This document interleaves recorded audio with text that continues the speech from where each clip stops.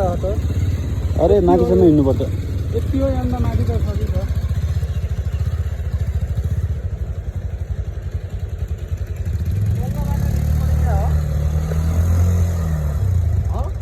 तल्लो लिगमा हाल्न